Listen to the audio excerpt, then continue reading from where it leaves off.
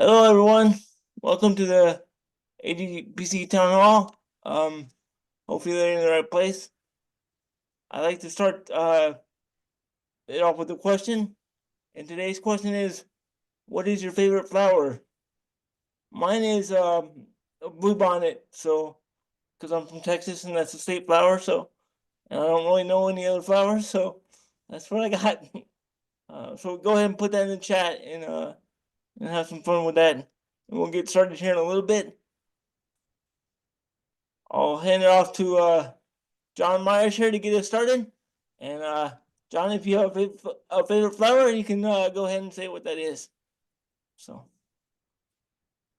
good afternoon, everyone. I'm John Myers. I'm the Executive Director of the Arizona Developmental Disabilities Planning Council, and I'm going to say that my favorite flower is tulips, and I'm going to say that's the case because those are the flowers we had at our wedding, my wife and I. So I'll go with that. I want to welcome everybody. As Jason said, we appreciate you being here. We're tremendously grateful for you giving up time on your Friday afternoon to join us for this session. And I want to provide a little bit of an overview of what we hope to accomplish today. The reason we're holding this town hall is probably obvious to most people. We, within the disability community, are facing a series of challenges. I might even say a series of threats to the work we do, to the services we receive, to the community that we have built that's unlike anything that I have seen certainly in my decade plus working in this field. Some of you in your lifetimes perhaps have not seen the kinds of threats and challenges that we are facing right now. Now we can celebrate some of the victories that we've seen.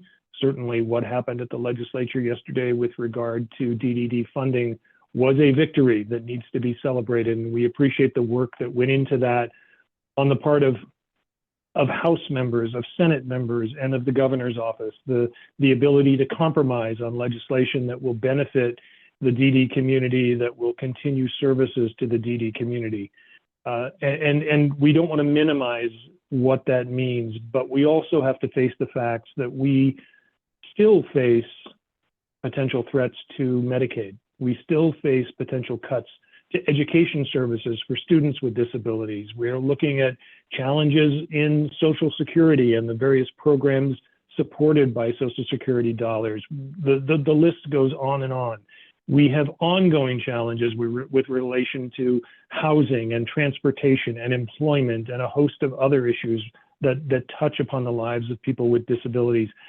So today, clearly in 2 hours, we are not going to solve all of these problems, but we hope to at least address many of them, and in particular, the most critical ones. We have the privilege of being joined today by members of the Arizona legislature, individuals who were involved in the DDD funding negotiations, individuals who have a commitment to serving the people of this state. And again, we appreciate all of their efforts. We're going to hear their perspectives on the DDD funding situation, but also other issues that might touch upon people with disabilities. We also have the benefit of having a nationally known expert on disability advocacy to talk with us about Medicaid and the danger we're facing right now with respect to Medicaid cuts. We have lots of other opportunities for you to chime in, to ask your questions. We, again, may not have time to get everything answered today, but this is an ongoing conversation. This is not a conversation that's going to end when this webinar ends. It is going to carry on for the foreseeable future. And we welcome the opportunity to work with all of you. I do want to point out that this town hall is being presented by the Disability Advocacy and Policy Alliance. This is a relatively new collaborative that includes disability organizations from around the state of Arizona. There are statewide organizations like the Arizona Developmental Disabilities Planning Council, but also a number of other local and statewide organizations, including the ARC of Arizona, Care for the Caregivers, Ability 360, Raising Special Kids, Northern Arizona University's Institute for Human Development, Arizona Achieve, a statewide self-advocacy network. And if I have forgotten others, I think we have a slide that shows all of our partners from around the state of Arizona. We are new, as I said, we are growing, and we are looking for more organizational members to join us. If your organization is interested in being a part of the public policy scene related to disabilities, if you're interested in engaging in advocacy around developmental disabilities in the state of Arizona, we welcome your involvement. And the slide that's in front of you right now has a QR code that you can use to learn more about what we're doing and learn more about how to get involved with us. Again, thank you for joining us. I don't want to take too much time with this. I've probably talked too much already, but we appreciate you being here. We look forward to answering as many questions as possible, to hearing from our legislators, hearing from those experts who've joined us, and leaving this meeting with, I hope, a strengthened commitment to continue this advocacy work, to continue engaging in the public policy that affects people with disabilities and improving opportunity for the disability community in Arizona and beyond. With that, I'm going to turn it over to one of my colleagues who will take it from here. Hey, you guys, it's Michelle Thorne from Care for the Caregivers. It's such a pleasure to be here with everybody, especially after such a great week and our win in the legislature.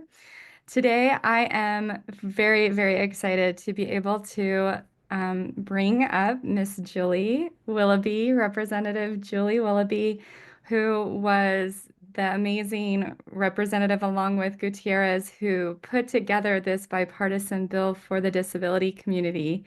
So Representative Willoughby, I wonder if you'd be willing to just say a few words about what that process was like and how that legislation all came together.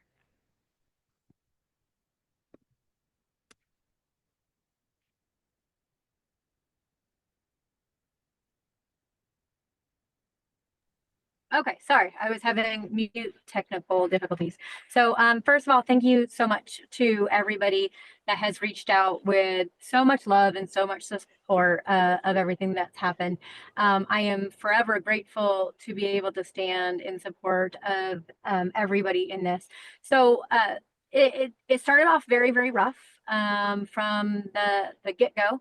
But I am so happy to have worked with Representative Nancy Gutierrez to ensure that we got this accomplished. I do want to send a heartfelt apology that it did take us so long, but in the same breath, sharing the excitement that it's completed.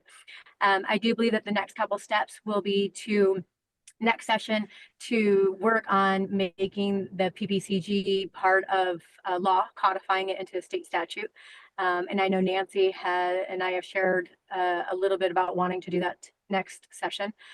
So that I don't believe will be nearly as complicated or difficult, but only the future will tell.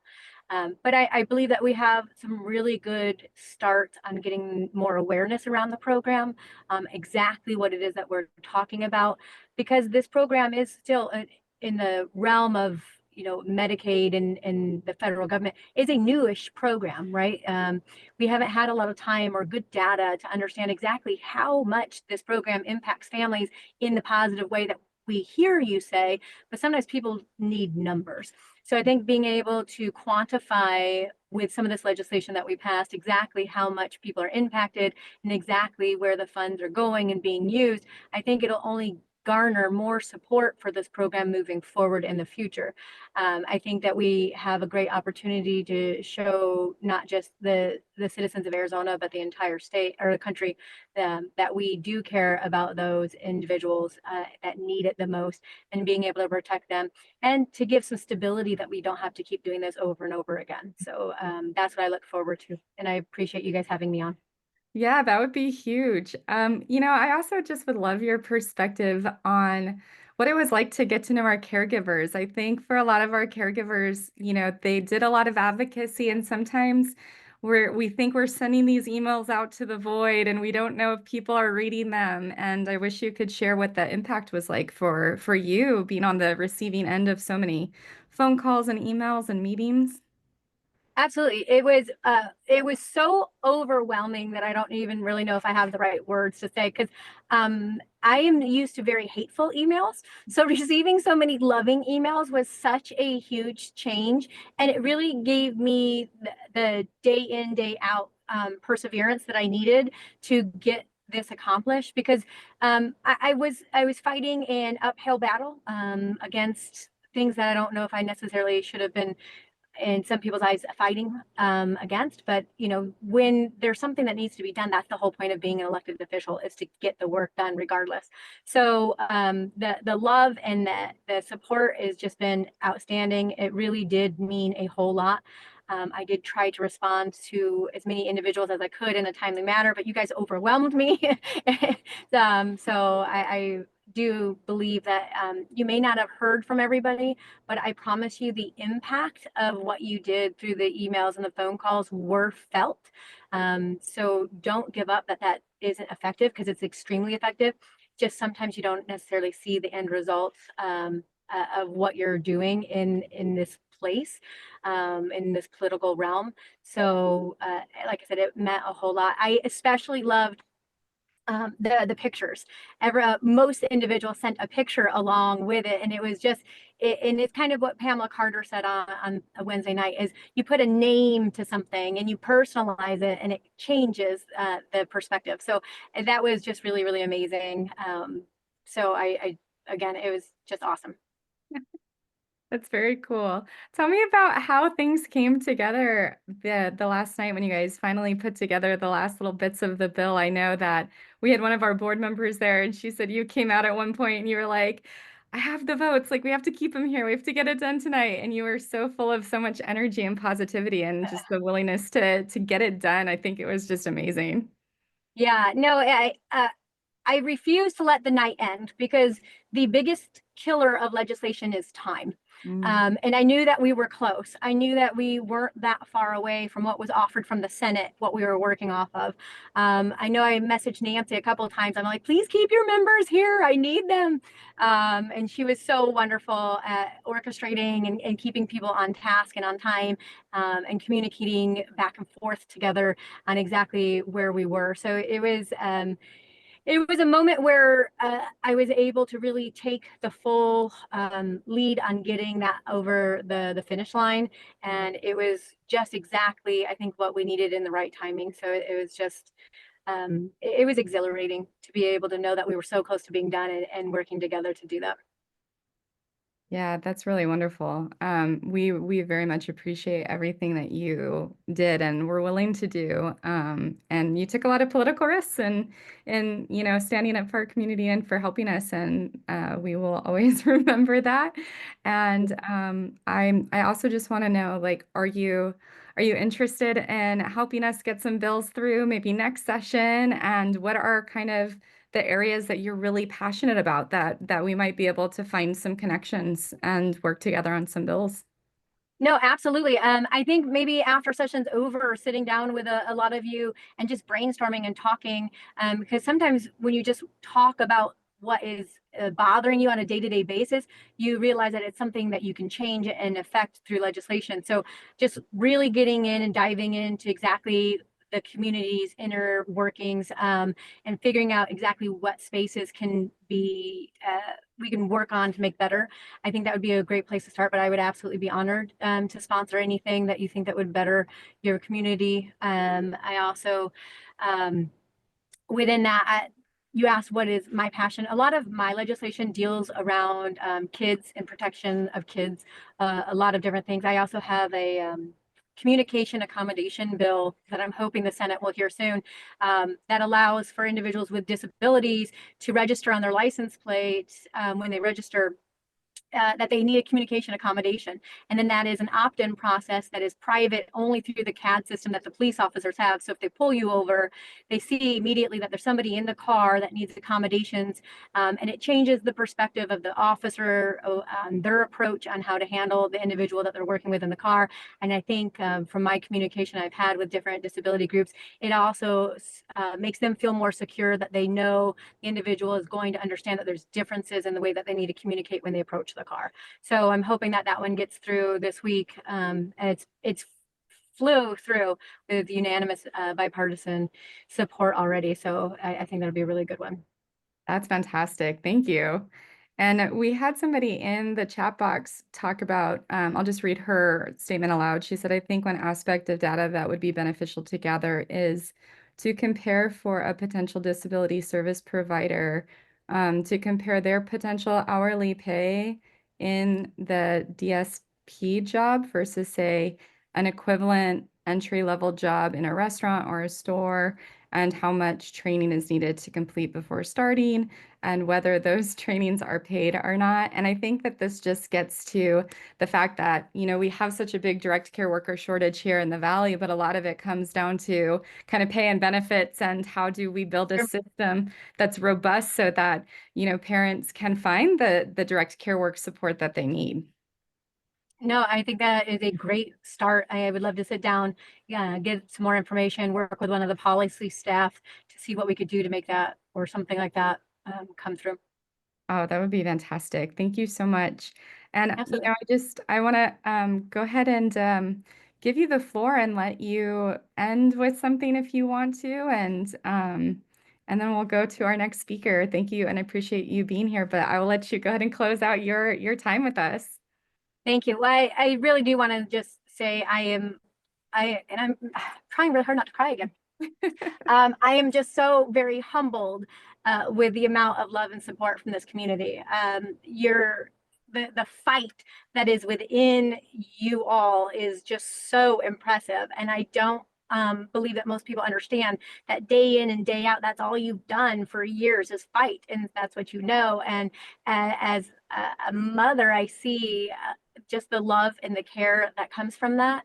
I can't thank you all enough for the support that you've shown.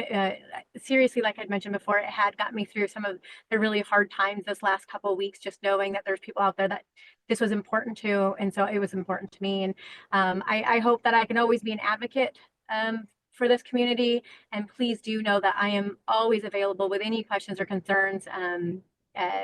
Reach out with anything. I do always want to hear from you. So thank you so much. All right. Thank you so much. Thank you for being here, Representative Willoughby, and thank you for taking some questions, and again, for doing all the brave things and, getting that bill done. We just can't be more appreciative. So thank you. Thank you. All right. And since we were talking about the DDD funding and all of the work that we went into trying to protect DDD, right, and to get that supplemental over the finish line, what we want to think about next is the fact that, DDD, Arizona Long-Term Care, these programs are actually Medicaid, right? So if you guys don't know that, DDD All-Tex equals Medicaid in Arizona. And right now we know that there is a lot going on and a lot of discussions going on with the budget at the federal level, talking about possible cuts to Medicaid at the federal level, which will impact Medicaid here at the state level, which is All-Tex and DDD. So I'm going to pass this over to John Myers, and he is going to introduce our next speaker, who's going to talk a little bit about that national lens on Medicaid and where all of that is standing. All right. Thank you, Michelle.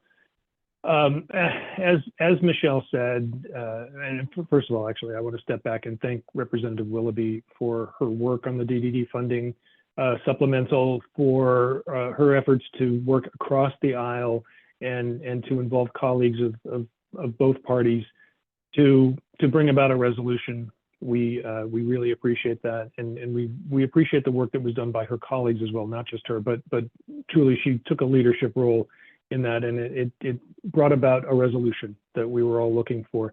It was a very, very difficult situation, no more difficult than on caregivers and members themselves, and so we're grateful. But as Michelle said, we continue to face issues around Medicaid, and one of the things that we discover often, and it's not meant as a criticism, but one of the things that we find often is that people who receive DDD services or who receive All-Tex services do not know that access is Medicaid. DDD is Medicaid. All-Tex is Medicaid.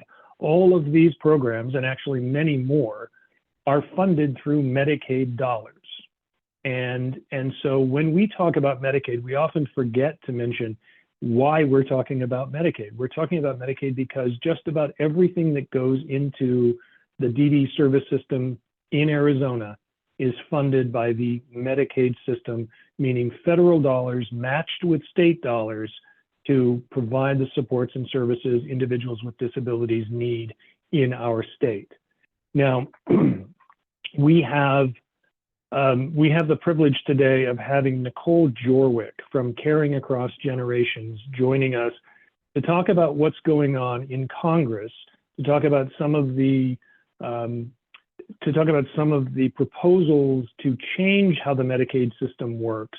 And I will say from a personal perspective, not change them for the better, change them so that they restrict access to services, restrict the money available to states to provide services, and ultimately are going to restrict people's ability to get the supports and services they need to live good quality of life, to live healthy lives, to be engaged in their communities, and to contribute in ways that people without disabilities have historically always been able to contribute to the communities in which they live. I've had the privilege of knowing Nicole for, I think, the better part of a decade. She and I worked together with the ARC. She was with the ARC of the United States. I was with the ARC of Arizona. She is nationally known, has been a leader on Medicaid as well as more general disability issues for many, many years, has worked in a variety of capacities within disability service systems, is a sibling. I'm sure she will tell you more about her personal experience, her lived experience, but I can think of nobody better to educate us on some of the things that are going on right now, and also to answer some questions on how we can better advocate around Medicaid issues and Medicaid-related issues than Nicole. So without further ado, I am going to welcome and turn it over to Nicole Jorwick from Caring Across Generations to take the floor. Thank you so much. Welcome, Nicole. Thank you. Thank you for the warm welcome, and I'm so glad to be here. I think it has been a decade, which is hard to believe, and very glad to be talking to many of you. I remember during the pandemic, I did a lot of updates for John, so I might look familiar to some folks hearing about at the time advocacy around Medicaid during the COVID pandemic, and I want to acknowledge, I know that for all of us, there's a lot of fear right now, and that's understandable. And also just want to say that there's a lot of us, including all of you who are on the call, that are fighting really hard, whether it's for Medicaid, whether it's against all the really terrible things that HHS are contemplating in terms of including budgetary support for all of the wonderful programs that all of you are representing. But we have a lot of opportunities to stop it, and how much attention is being drawn to it is going to help. And so I know there's a lot of fear. I want to acknowledge that, but I also want to say that I'm really hopeful because of all of the power that I'm seeing and all of the advocating that I'm seeing across the issues. So I just wanted to start off there. As John said, I'm with Caring Across Generations. I'm the Chief Program Officer there. Caring Across Generations is an organization that is working to build a movement of family caregivers, disabled folks, aging people, and care workers to build the care system that we need and deserve. And unfortunately, right now, that means focusing on defending a lot of programs. Medicaid has been the through line of my career. Well, actually, disability has really been the through line of my career. I started off as a special education attorney, representing families as they navigated the special education system. I am also a sibling. My brother Chris is 35 and has autism. I just moved back to Illinois so that I could live closer to him, because eventually he'll move in with my husband and I. So I also am a family caregiver, which is frankly something I didn't start thinking of myself as until I started working for a caregiver organization, which is a very common experience. Medicaid defense, I started on at the state level in the state of Illinois, and specifically in advocating and advancing opportunities for home and community-based services and disability employment. And I was at the ARC for a really long time, and in Medicaid defense in 2017 was a big part of what I did. I will I can share some slides after the fact, but I'm gonna open some so that I can ground myself in the update I want to provide about where we are. Obviously, we have been faced with a a complicated time, particularly when it comes to Medicaid. Right now, where things are in terms of the process, the budget reconciliation process is a long process. It's also a multi-step process. And the first step in that process, p- uh, the um, the budget resolution has been done. The budget resolution you can really think about like a container. And now they have to fill in that container with budget reconciliation language. The problem about the budget resolution that was passed is that it includes an instruction for the Committee of Jurisdiction in the House, the Energy and Commerce Committee, to cut at least $880 billion from the programs in its purview. The nonpartisan Congressional Budget Office has said that there's no way to hit that $880 billion number without at least half a trillion, excuse me, $1 billion of cuts to Medicaid.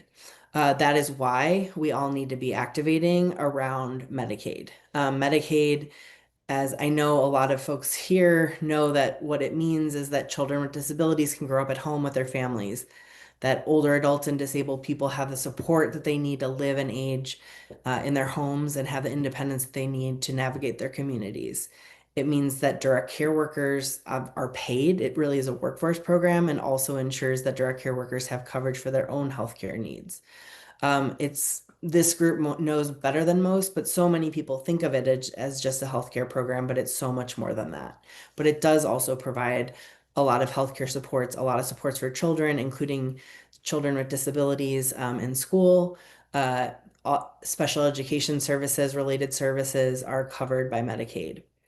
Um, the amount of it's not this, and this is separate from the HHS. So the $880 billion cuts are through the budget reconciliation process, which is different than the budget process. I know it's really confusing. But the budget reconciliation process is a process that Congress uses because they only need a simple majority, whereas the budget, they need 60 votes in the Senate, which is why there's a lot of separate pieces going on. So, because of the massive cuts that are being proposed, they could take many different forms. They could take the forms of work requirements, which still there's no way to carve people with disabilities out of a work requirement.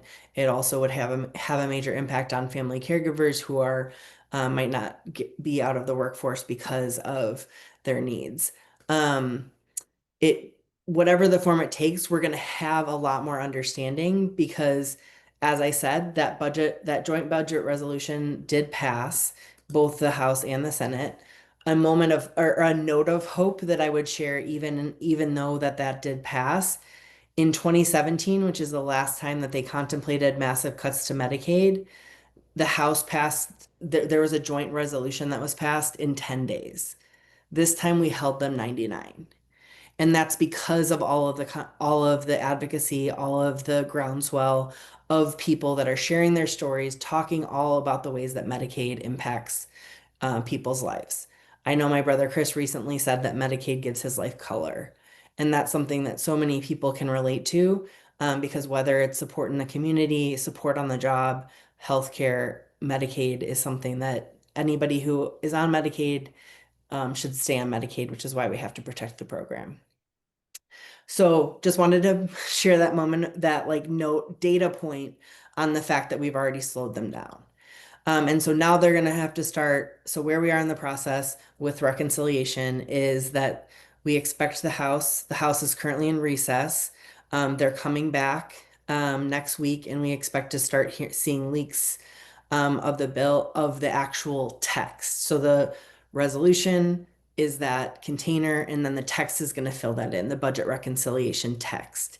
That's when we're going to actually see what types of proposals they're looking at to account for that $880 billion, whether it is work requirements, what those work requirements look like, if it is cuts to the federal matching assistance percentage, whether it's only for expansion. There's a lot of things that are going to come out, which is going to obviously be hard, but it's also going to mean that we're going to have numbers attached to it, because right now we don't know exactly what they're going to say, but they're going to have to show their work.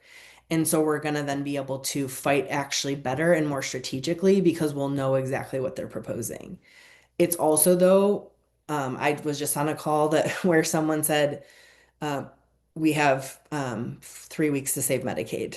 And that sounds really, really hyperbolic, but it's really not, because now is a really important time to be activating, because what we can still do is ultimately stop them from even making these cuts.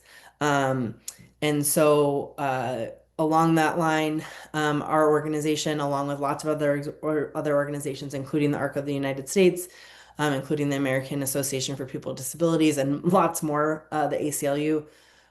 We have a lot of people coming together and more every minute. So if I make the whole list, I'll forget someone, to do and John will remember this from when I was at the ARC of the US, because that's the last time I did this, but I apparently really love a 24-hour vigil. So we expect, again, that we're going to start seeing the text of the bill next week, and then that week of May 5th is going to be really, really important. And the Energy and Commerce, again, that's the committee of jurisdiction for Medicaid, is going to be marking up their part of the budget reconciliation text on May 7th. And so starting at 1 o'clock on May 7th, until 1 o'clock on May 8th, we're going to be having a vigil and reading stories consistently for 24 hours about people who are impacted by Medicaid. So I will be sharing, and of course I'll share with John and others on the call, the opportunities to contribute stories to be read. But we also will have a live stream, so there will be ways for folks who can't get to DC to also participate, to also share. Um, so we're really hopeful that that's going to help.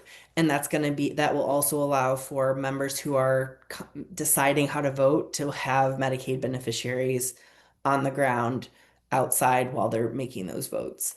Um, so that's where we are in the process. Even if that does pass, then it will have to move to the Senate, and then the fight goes on. And again, to kind of layer some hope and some history and some context into it, in 2017, it also passed the House, and then we stopped it in the Senate. The Senate has much stricter rules about the type of legislative text that can come in, the type of vehicles that they can use, assuming that they use regular order and go to the Senate parliamentarian to get a little wonky. They will definitely be able to slow them down in the Senate. So again, I just want to say that, because yes, we do have this 3 weeks, but I also don't want people to think that if we miss there, that we don't have other opportunities. I'm going to stop there. I obviously talked about the vigil as an opportunity to participate. I also just want to name that we just did some polling with Data for Progress that showed that the most trusted source in people's lives are their friends and family. And so if you're not comfortable doing some big, a letter to the editor or an op-ed, I encourage those. Those are really helpful right now because legislators read their local newspapers. But you can just talk to your friends and family about what Medicaid means to you and how Medicaid matters to your life, because that's really going to help break through in this fight. So I'll stop there and happy to answer any questions.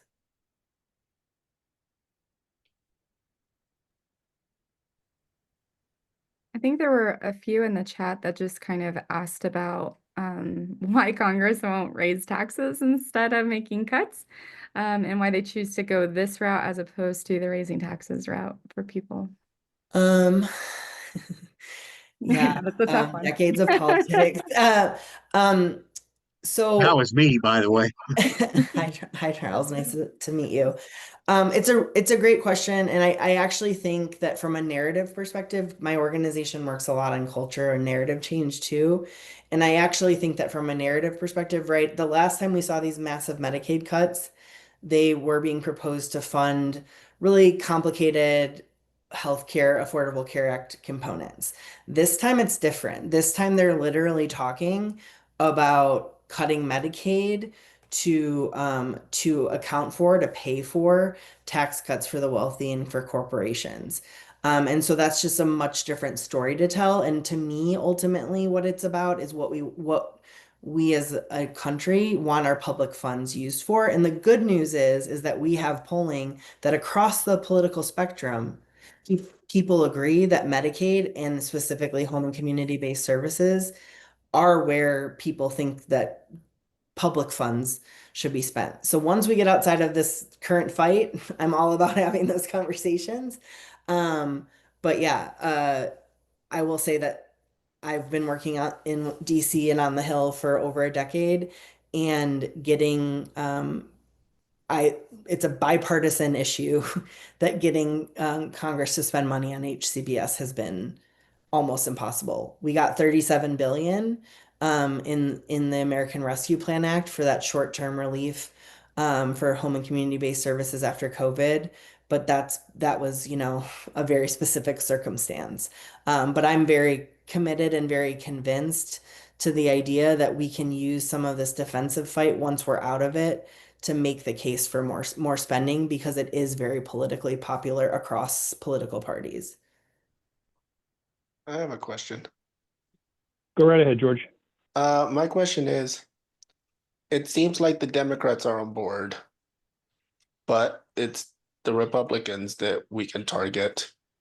Who can we target in Arizona that is on the fence or more likely to sway in our favor? And what can we say that can convince them? I mean, I'm not sure if the for for lack of a better word, a sob story would motivate them as much as, is there anything else that we can say that's Yeah. in their wheelhouse that makes sense to them? Yeah, absolutely. Great question, George. I just pulled up because I can't say that I have every House member memorized. You do obviously have two senators who have signed on to letters in support of Medicaid. But there's the first district Representative Schweikert. Schweikert. Thank you.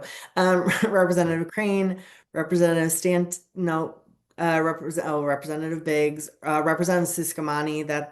Siscomani is definitely a big target and signed on to that letter, which I'll talk about once I finish, and then Gosar, and then Hamida.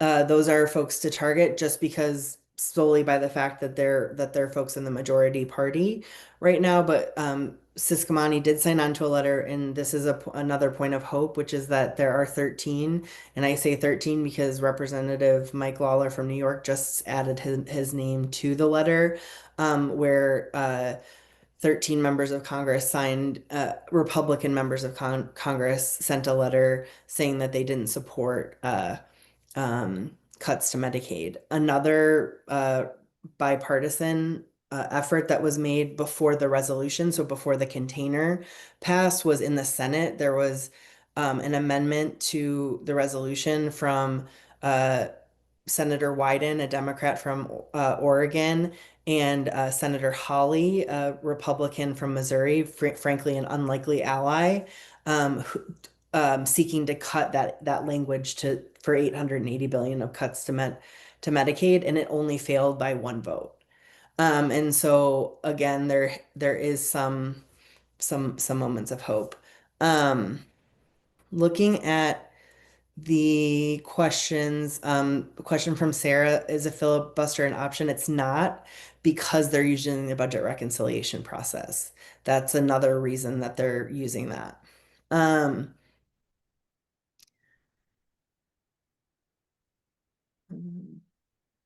Rest of them look like comments, I think. Does Congress, oh, no, that's the one we dealt with.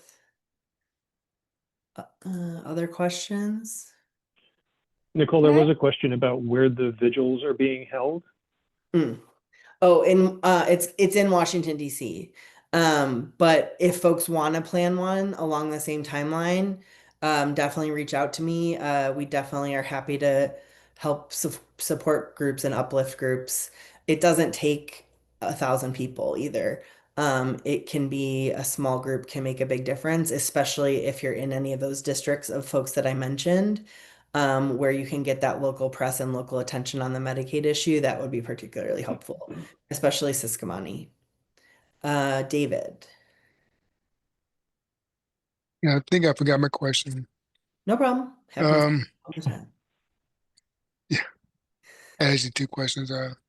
So yeah, I did see Michael Lawler, Representative Lawler, and what oftentimes what I hear is they'll say, "Well, I don't support any custom Medicaid, but we need to do X, Y, and Z."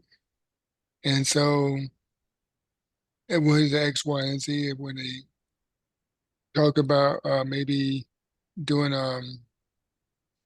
they don't really get specific, I guess you can say. So how do you what recommendations that you have on this call that, you know, I'm trying to figure out how to ask this question, but let me see. So basically, you understand what I'm talking about, where they'll say, "Well, I don't agree with any custom Medicaid," but then they'll go, "But," and they'll say, "Well, there needs to be other things that needs to be done because there's waste, fraud, and abuse." Yeah, That's what I hear a lot. that's a great question, David. First of all, I just wanted to put into the chat this article just that outlines that actually a lot of the support of people there's not a lot of support among people who support President Trump, that they actually don't support Medicaid cuts. So I think using that support of their own constituency is a really good tool to use. I'm going to get back to the waste, fraud, and abuse specific question. I also realize I didn't fully answer George's question in terms of different arguments that you can use, and particular financial, is that Medicaid funds a lot of local hospitals, rural hospitals, community health centers. Those closing down are going to have costs.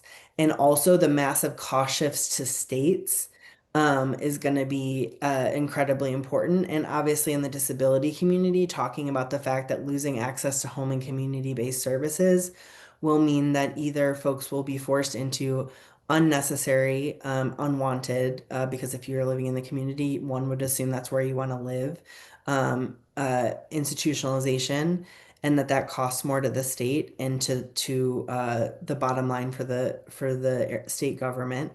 And then also again, just that the fact that the no state going into an economic crisis puts more money into human services. So there's not like some pot of money that can fill in the gap for federal investments. And David, on the waste, fraud, and abuse piece, what we actually are going to be releasing some like polling and message testing around that. But I think the best response to that is how lean of a program Medicaid is. Medicaid only has a 5% administrative cost, whereas private insurance has 12%. So this is not a place where there's anything to spare. The vast majority of Medicaid money actually goes to services. Um, I have time for one more question, so I'll go to Alexandra. Thank you very much.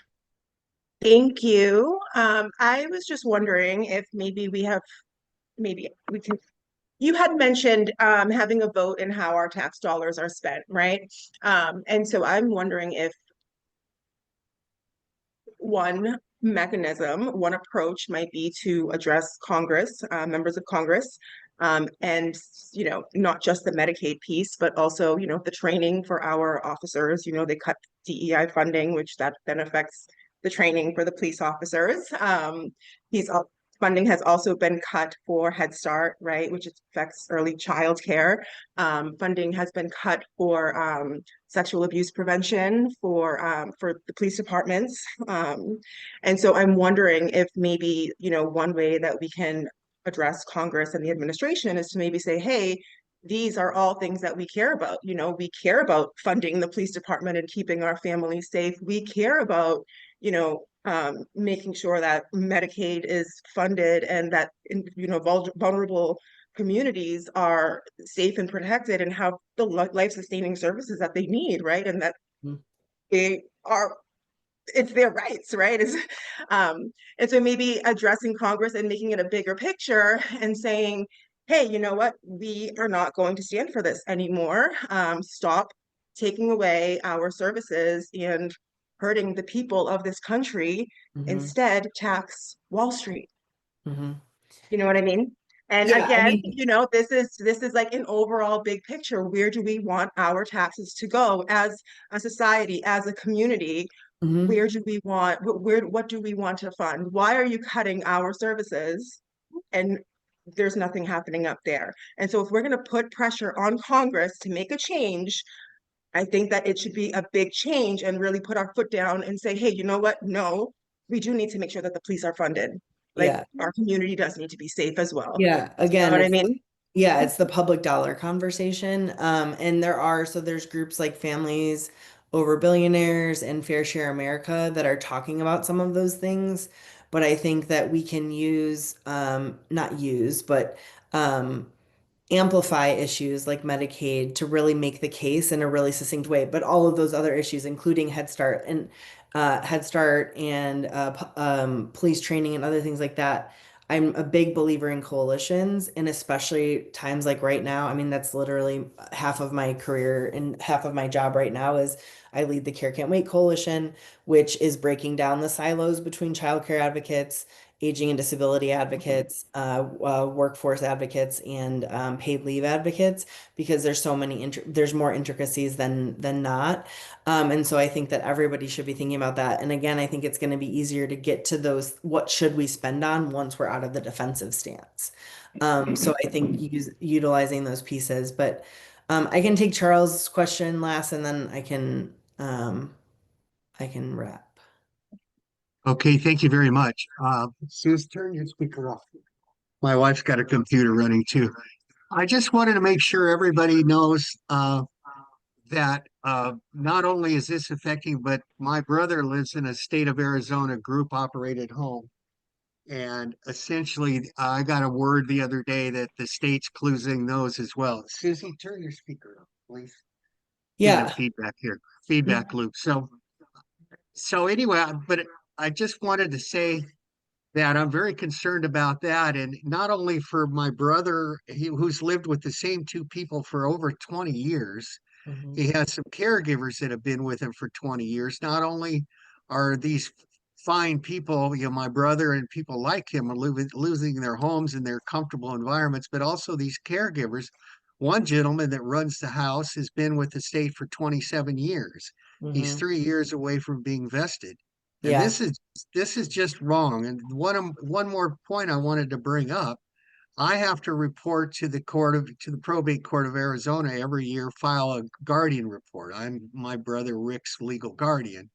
And is there a pathway through the courts to tell these guys, in the national legislature that we won't stand for this?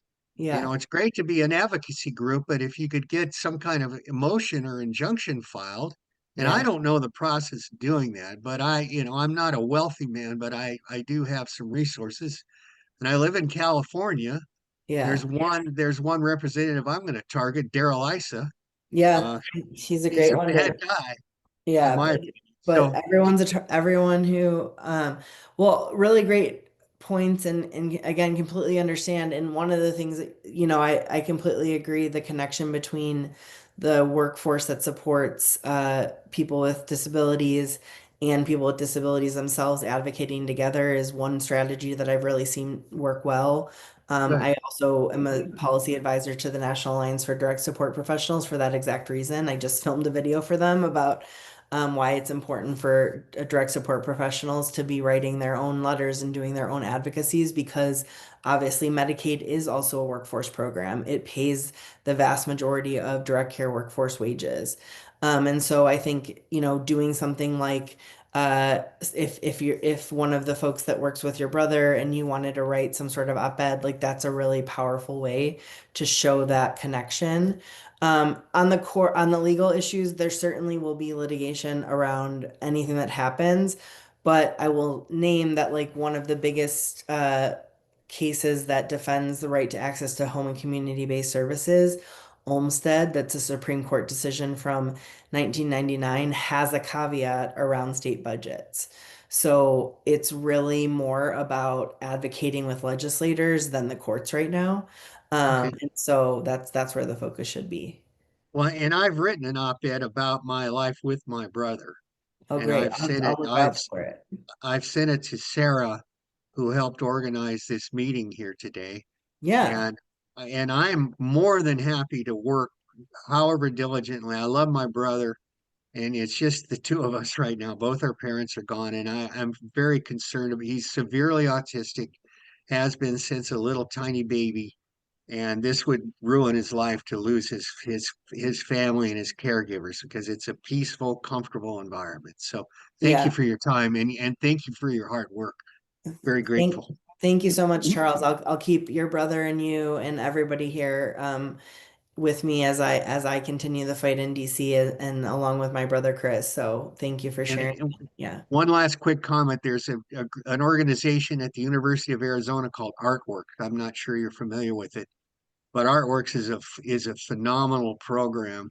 And I've known the director of Artworks. Basically, she's known my brother for his entire life, basically. And Artworks is a huge advocacy group and supporter of these of family members and folks like us that are concerned about the future and honor of our society, which seems to be not so good right now. So Yeah. thank you. I'll look them up, but thank you so much. And thank you, John. Thank you, Sarah. It's good to be with a bunch of great advocates.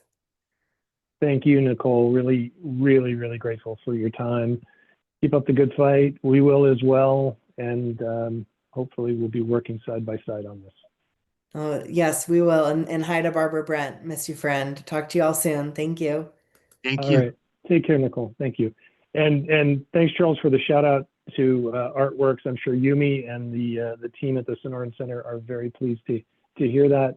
It's a great program. And I wanted to touch on, before we move on to our next guest, I want to touch on some information that we have available. Often overlooked is, and it's been mentioned by a few people in the comments, but often overlooked is the economic impact of Medicaid beyond just the direct funding of home and community-based services, beyond just the funding of healthcare, but the economic impact in congressional districts is immense. In Arizona, roughly 25% of the population relies in some way on the Medicaid system. And I want to thank Jasmine Cervantes for posting a piece that was written by the Arizona Chamber Foundation, the Arizona Chamber of Commerce and Industry, and a variety of chambers of commerce from around the state, talking about what Medicaid cuts would do to the economy of communities big and small in the state of Arizona. There's a link to that in the chat. If you have access to the chat, please read it. Please take a look at that because it provides some really reputable information, some really precise information about what Medicaid cuts would do to the state of Arizona. Also, want to thank Dee Friedman for posting a link to an article or an interview with Governor Brewer. Those of you who remember Governor Brewer would say she is no one's idea of a liberal, but she was responsible for passing the Medicaid expansion a little over a decade ago, and responsible for allowing so many more Arizonans to take advantage of Medicaid programs. She herself, a conservative Republican, is warning about what it would mean to Arizona to make the kinds of cuts that Congress is envisioning to the Medicaid system. And finally, we have some fact sheets that we put together. Several of us on this call were part of an event a few weeks ago called the Disability Policy Seminar in Washington, D.C., where we visited congressional offices and we shared with our elected officials information about the impact of Medicaid cuts in their districts. We have fact sheets you can see on the screen right now, fact sheets available, which we are happy to share with you if you would find it useful to share with your elected officials, to share with your members of the House, members of the Senate, so they have a really crystal clear view of what Medicaid cuts in their districts would do. In the case of Representative Ciscomani, in the case of Representative Crane, they have extraordinarily high numbers of Medicaid recipients in their districts, and many of those people who receive Medicaid services voted for them. So doing harm to the Medicaid system does harm to their own voters. These are messages that they need to hear, that they need to know. It does damage to people who didn't vote for them as well, obviously, but they need to understand the overall impact in their districts. So please feel free to reach out to us if we can provide you with copies of these fact sheets, if we can provide you with any other information related to Medicaid in the state of Arizona and the people it serves. With that, I think it's time for us to move on, and I'm going to turn it back over to Michelle to introduce another member of the Arizona legislature who has agreed to join us today and talk about some of the issues taking place at the state level. Michelle, are you back on? I am here, but I do not see Senator Kuby yet. So I think we are still waiting for her to jump in. But while we wait, I do want you guys to know that a lot of what we are talking about today is how do we become involved in advocacy, and how do we, form movements like we saw the other day, or with this bill that just went through the Arizona legislature. And I do just want to point everybody to really quick in the chat box, there are some really great organizations here in the Valley that are for self-advocates and for individuals, so that you guys are able to connect, to form grassroots movements, and to get involved together as a group. So in here I put Arizona Achieve is a really great organization to go to if you're a self-advocate. You guys can click on their link and it will take you to their registration page. Champions for Kids is another advocacy group that just kind of started, and they are focused on educational priorities for the disability community. And then we have Raising Voices Coalition, which is Brandy Kuhn, who helped us really get this last bill over the finish line. So those are really great organizations for individuals to join. So I put those in the chat box so you guys have that. And I would like to see if Miss Nancy Gutierrez, I gave you a later time to jump on, but if you're ready, we could take you now. Hey, there you are.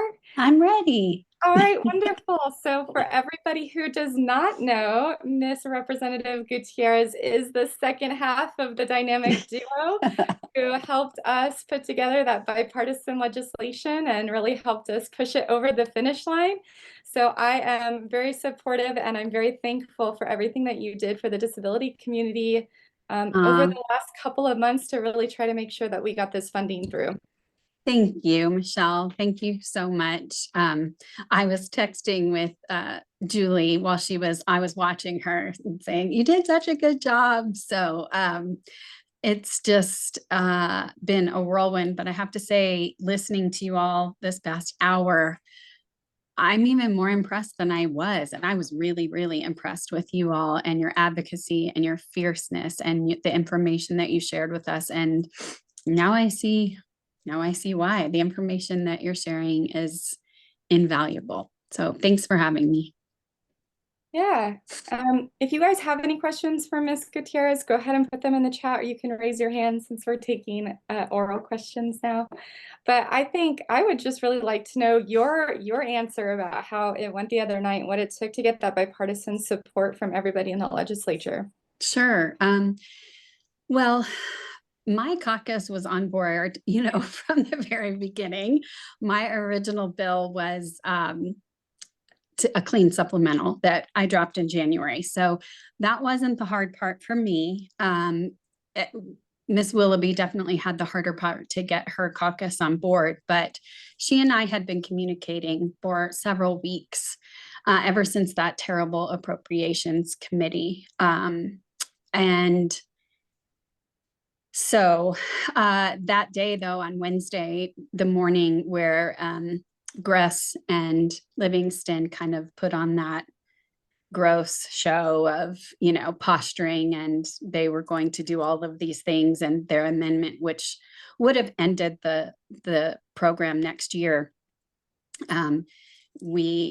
Julie texted me and I said, let's meet. And so we did. And we talked about some of those bottom lines for each of our caucuses, went back to our caucuses a couple different times. And then, and she said, keep all your members here. We have to do this tonight.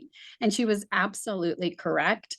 And my members stayed. And when we finally said, okay, this is the deal, I was just so thrilled that she had convinced her caucus to get that waiver, the waiver that would have ended the program next year, off, because that was really something that I was not willing to budge on, and was very much an advocate for continuing to push for.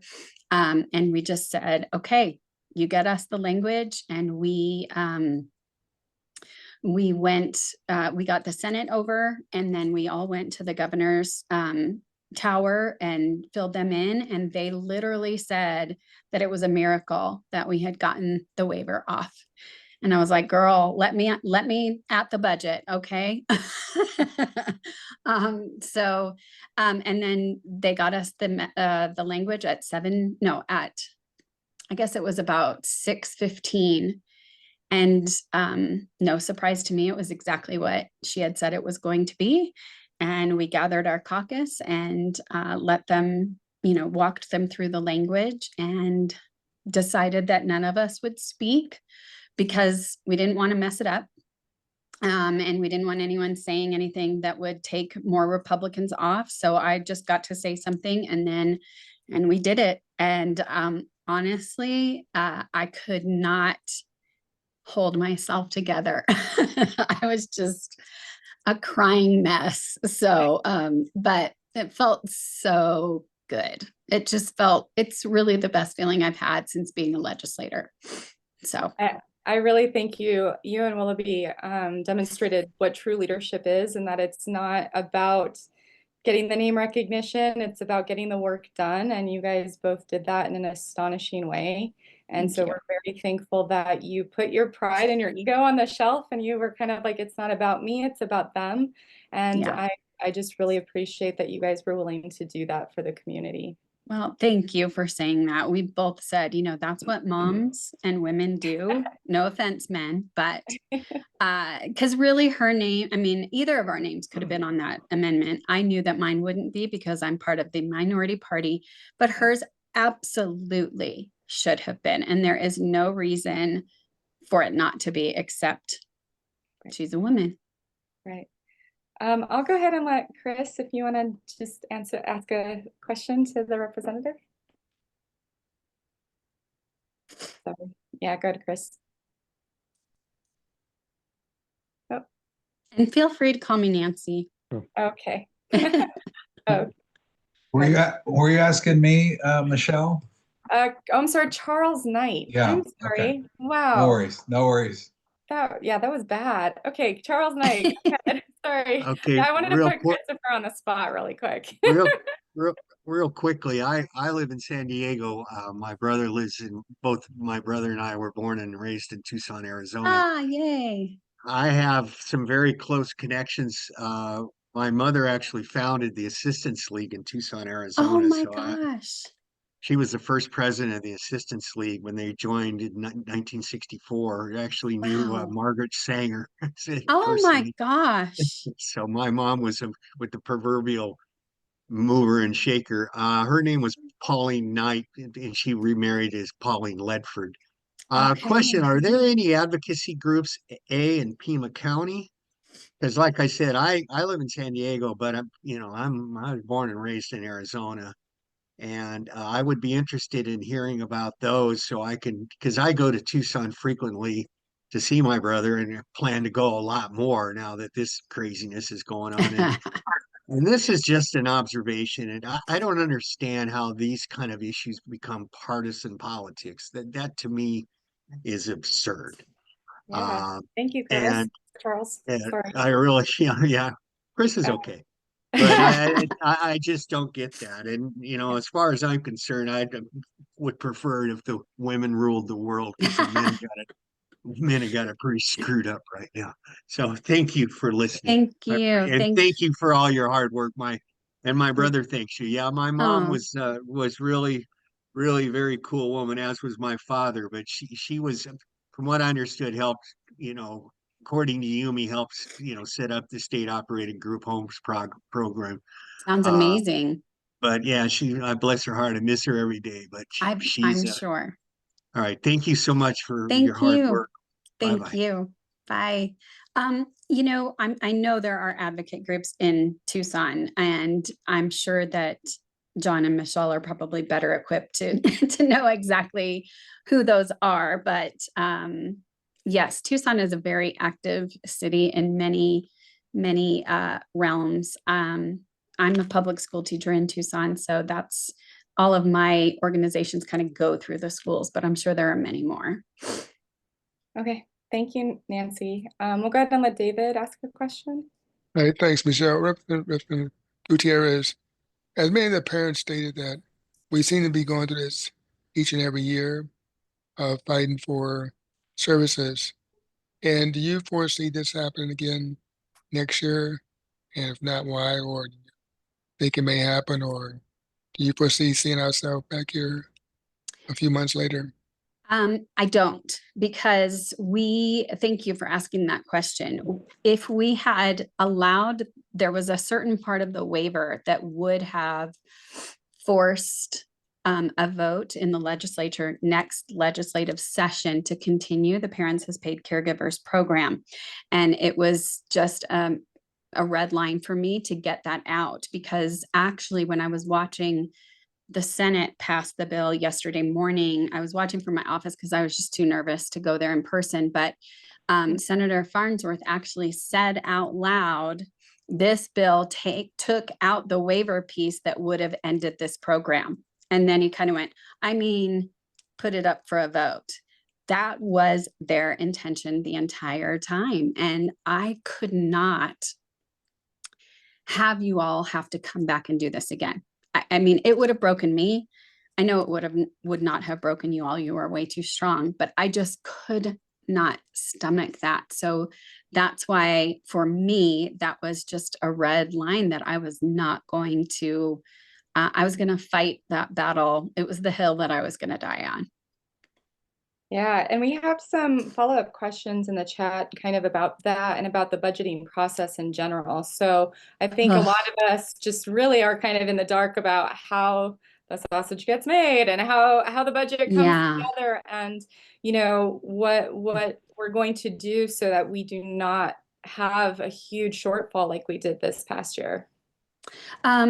So yes, the budget, what's going to happen now in the budget is the governor has a budget, the Republicans have a budget, and the House has and the Democrats have a budget. And in the House, we've been working on our budget asks for 6 weeks to make sure that our entire caucus is aligned. But at some point, and it hasn't happened yet, the governor, the Republicans, and the Democrats all have to align on where we are. Many of the budget is already decided because it's ongoing spending that just keeps on going. We just got new numbers last week that we are way down in revenue. And there are a few factors. One of them is tariffs. The other one is the immigration. People are afraid and leaving our state. So revenue is down, and instead of having about $400 million to $600 million to get to do one-time spending with, we're down to about $200 million. So it will be kind of a battle of where we put that money. And in the past, when we've had any money to spend, the Republicans have given each member a certain pot of money. Each member gets 15 million, and they kind of get to spend that on anything they want to. That's where we got the $15 million for Prescott Rodeo Days. Love Prescott, not disparaging Prescott or the rodeo, but that's kind of how they did that. Democrats historically have pooled our money for things like the housing trust and K-12 education and you know, no cuts to Medicaid services, those kinds of things. So that's where we are at. What happens is there's a feed bill and then many other bills that come that are specific. There's an education one, and then there'll be a housing one, and the policy is in each of those. But it's the feed bill that is the main bulk of the budget, and that's the vote that matters. And there's a lot of going back and forth, but as Democrats, we're going to stand strong for our core values on those. And we'll see. I mean, our priorities are always education, housing, healthcare, childcare, and we'll see where that goes. But I see that Patricia's watching, and I'm Michelle. so glad. Michelle, I had to follow Michelle. Sure, I had go to ahead. follow Michelle. Hold on one second. I think John wanted to follow up on that exact budgeting question really quick, and then I'll go to you, David. Go ahead, John. Thanks, Michelle, and Representative Gutierrez and Senator Kuby. You haven't been introduced yet, Senator, but I'm going to put one or both of you on the spot. As you can see from a number of the questions in the chat, and for those of us who live in this system day in and day out, we know that we are dealing with a structural problem when it comes to funding the DD system, and it's been going on for 15 years. This is not a new issue, but the state, under Republican administrations, Democratic administrations, what have you, has seemingly been unwilling to address the structural issue of system underfunding to the tune of $150 to $200 million in state money, not even counting in the Medicaid match. Can you give us any insight into what is likely to happen, or what you're willing to take on, either of you or both of you, in terms of fighting for improvements to this and bringing Arizona back up to where it should be in terms of providing adequate services to the disability community?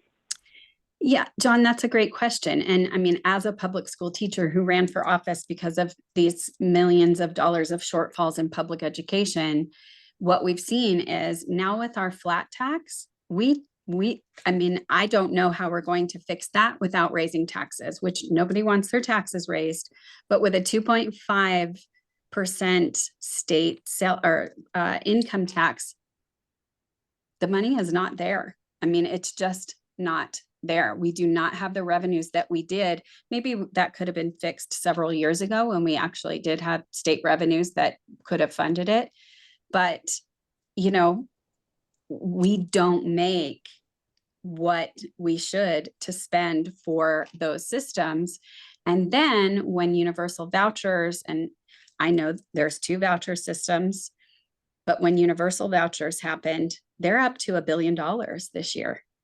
So it's clear where the funding priorities are, and it is not with this community. Of course, I am dedicated to making sure that this community is a priority, as I will be with K-12 and higher education. But until we change our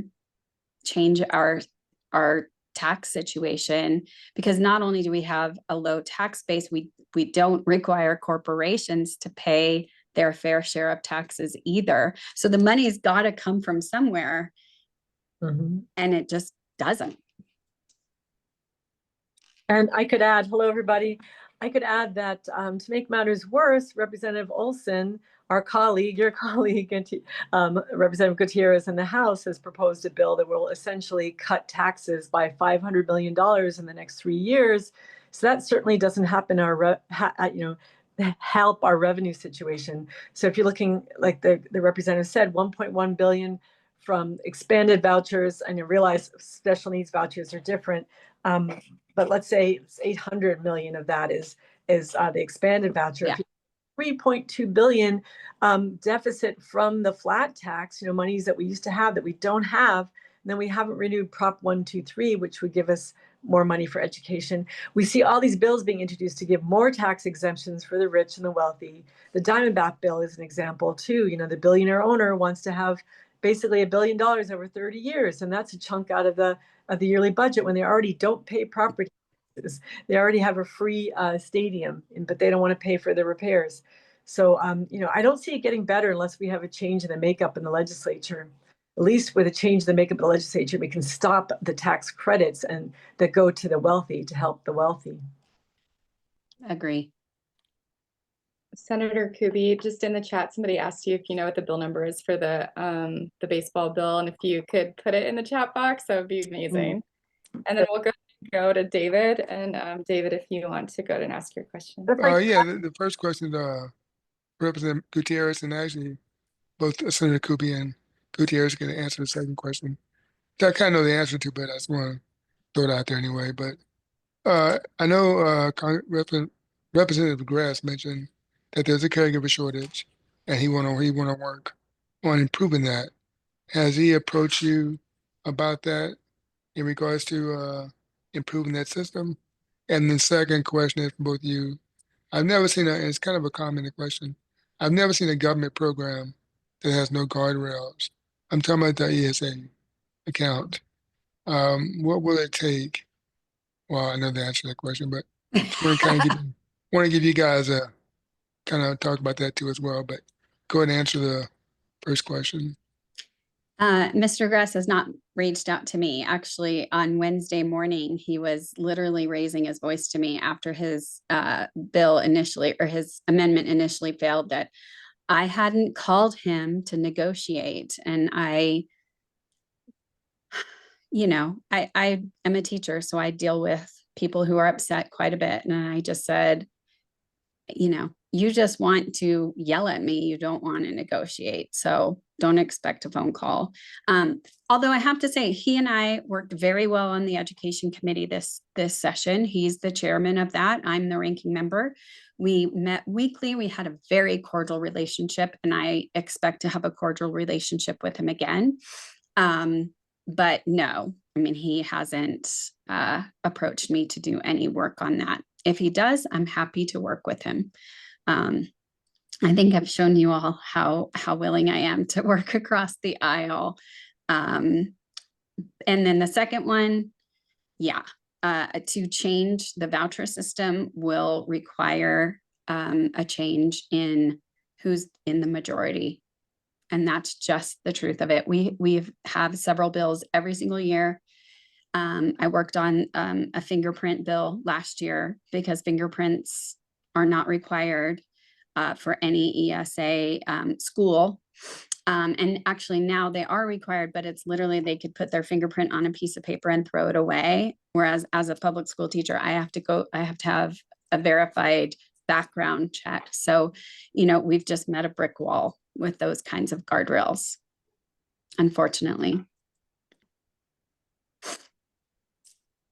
And I do just want to take a second because we didn't do a proper introduction of Senator Kuby. So Senator Kuby, thank you so much for being here today. And, I know that you and Senator Epstein were like the big guns in the Senate who were really passionate about what was going on with the caregivers and really helping us get that bill across the finish line. And so how was your experience? Because you guys on one day voted for a really horrible bill, and then the next day, the amazing House bill came in, and I was so surprised to see so many Republican senators actually vote for that second bill after they voted for the really bad bill. So what was that like for you? Well, first of all, the House Dems really held the line, led by Representative Gutierrez and, of course, Stephanie Stella Hamilton and Oscar De La Sala. I mean, there's so many. They really held the line and they made it happen. And so our role was to sort of poke holes in the Kavanaugh bill and show its weaknesses, and the fact that the dreaded Section 3B would essentially call for the program to expire quietly. It wouldn't have to be a legislative action. It would just disappear in 2027.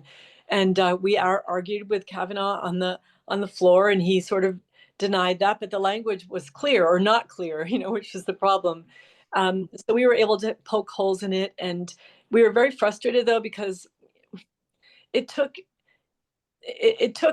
almost holding people hostage. I said this in the committee that it was like legislative terrorism. And I know those are strong words, but that's what it felt like to me, because we know there were already impacts from this delay. And we know that caregivers left to get other jobs, and then families are left not knowing, and that insecurity, instability could not have felt good. But I also don't want to spend too much time like patting ourselves in the back that we got it done, because honestly, I don't know how Representative Gutierrez feels about this. I don't think it would have happened had we not had the pressure from the caregiving community and parents. Yeah. 100%. 100%. It was continual. It was pressing. It was every day. The House read one day, every representative read a statement from and introduced a parent in the gallery.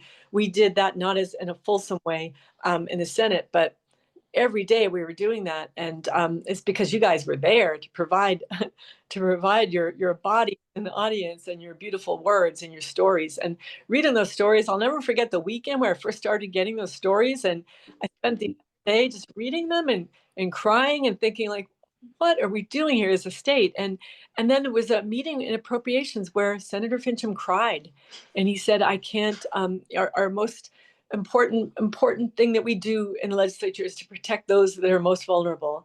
And then he went outside at the Rose Garden at a press conference and he spoke the same words and he cried again.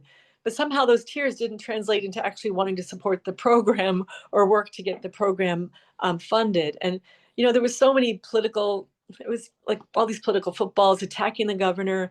In reality, Doug Ducey had mid-year supplementals, 15 times and for larger amounts of money. So to me, it was so sad to see it politicized. It was just such a no-brainer. And we all kind of knew we were going to get to this point, but the pain that we had to go through, it was, it was a life lesson. But I'm so grateful to my colleagues in the Senate and the House for standing strong, and ultimately for Republicans for, seeing the light. I think they knew they couldn't continue to face your pressure.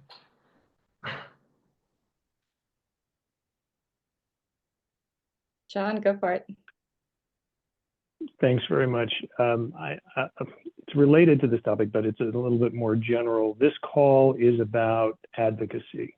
And what we've seen through the course of this legislative session and through the debates around DDD funding has been, an enormous amount of advocacy on the part of the caregiver community, the member community, the disability community in general. And I'm curious, from your perspective as elected officials, as state level elected officials, based upon your experience, have you seen anything like this before? And what can we do? What, from your perspective, can we do to keep this momentum going? How can we as disability advocates continue to educate our legislators about the needs of this community and how to effectively address those needs, so that they understand where we're coming from and why it's so important to continue funding the programs that are necessary?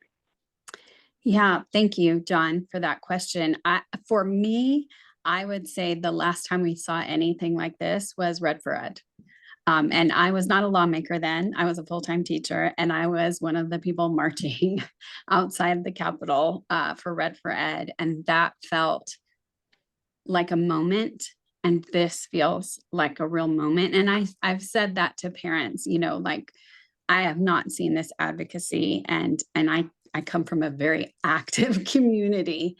But the level of organization, information, getting information to folks, the quick responses that you all had, and not only phone calls and emails, but they were personal. They had the photos of your family members that you shared, which, were fantastic. And I tried to answer as many of those as I could. But just the way you all showed that this system better than we do, and that you taught us about this system from the inside out, was phenomenal. And no, I have not seen any other group do that kind of work, especially so quickly. So hats off to you. And I would say continue in your own communities as well. Just by getting people to, I would encourage folks to find your LD meetings, your legislative district meetings. Many of them are on Zoom, so you don't have to go to an in-person meeting. And whatever party you're with, go, because that's really where you get your voice heard, and you get one-on-one time with your legislator every single month. And keep reaching out. I mean, I can't tell you how many friend requests that I've got. I mean, I feel so just very much an outpouring of love from your community. And follow your representatives, follow your senators, follow everyone, because we are posting, we are putting out newsletters, and that's where we can make some change. Well said. Yeah, to me, the parallels with the Save Our Schools movement are really key here, and the level of professionalism in your advocacy was really amazing. I mean, the personal letters, because we get a lot of cut and paste emails, and you read the first one, but then you kind of tend to ignore cut and paste emails. When the personal stories come in, unless you're a monster, you can't ignore them. And I know Brandy Coons isn't on the call, but she was particularly amazing in her advocacy, and you could have hired a $100,000 lobbyist and they wouldn't have done as good a job as Brandy and others did. Yeah, definitely. Thank you. Thank you for all of that. Sarah, I'll go ahead and let you ask your question.